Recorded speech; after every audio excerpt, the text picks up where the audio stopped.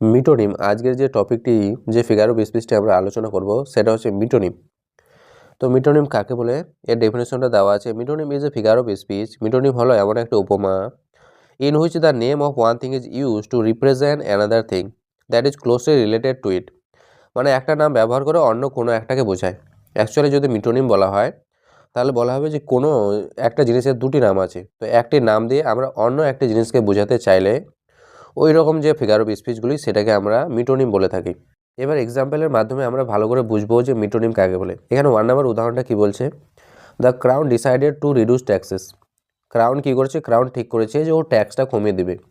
Crown বলতে কাকে বলছে এখানে, ক্রাউন বলতে এখানে কিংকে বোঝাচ্ছে, রাজাকে বোঝাচ্ছে। ক্রাউন কথাটা রাজার পরিবর্তে ক্রাউন কথাটা ব্যবহার করা হয়। ক্রাউন মানে হচ্ছে মুকুট, মুকুট মানে যেটা রাজার মাথায় থাকে। তো রাজার পরিবর্তে এই যে ক্রাউন কথাটা ব্যবহার করা হলো, এই ক্রাউনটাকে বলা হয়ে থাকে মিটোনিম। 2 নাম্বারটা বলা হয়েছে the White House issued a statement. White House কী করলো, একটা স্টেটমেন্ট ইস্যু করলো, মানে একটা স্টেটমেন্ট দিয়ে দিল পাবলিককে।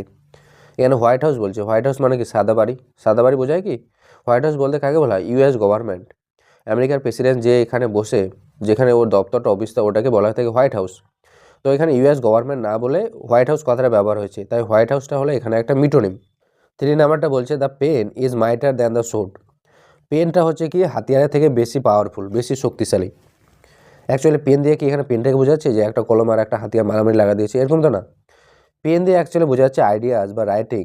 পেন মানে আইডিয়া বা যে এডুকেশনকে বোঝাচ্ছে, পেনের মাধ্যমে শিক্ষাকে বোঝাচ্ছে বা কোনো আইডিয়াকে বোঝাচ্ছে অথবা কোনো লেখাকে বোঝাচ্ছে, যে ওই পেনটা বা লেখাটা বা আইডিয়াটা বা শিক্ষা হাতিয়ারের থেকে বেশি পাওয়ারফুল, মানে বেশি শক্তিশালী। আর এখানে হাতিয়ার, সোড মানে হচ্ছে হাতিয়ার বা তলোয়ার। আর সোড বলতে এখানে কাকে বোঝানো হয়েছে, সোড বলতে এখানে ওয়ার বোঝানো হয়েছে, যুদ্ধ অথবা ফোর্স বা বাহিনীকে। তো এখানে পেনটাও হচ্ছে একটা তোমার হচ্ছে মিটোনিম, যেটা হচ্ছে আইডিয়াসের মিটোনিম। আর সোডটাও হচ্ছে একটা মিটোনিম, যেটা হচ্ছে ওয়ার্ডের মিটোনিম।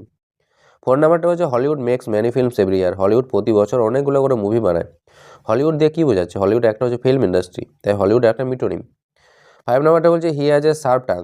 5 নাম্বারটা বলছে he has a sharp tongue, মানে তার একটা তীক্ষ্ণ জিভ আছে। তীক্ষ্ণ জিভ মানে কি, যে খুব বকে অথবা ঝগড়া লাগায় তর্ক করে, তো ওকে ঘুরিয়ে বলা হয় শার্প টাং, মানে তীক্ষ্ণ জিভ।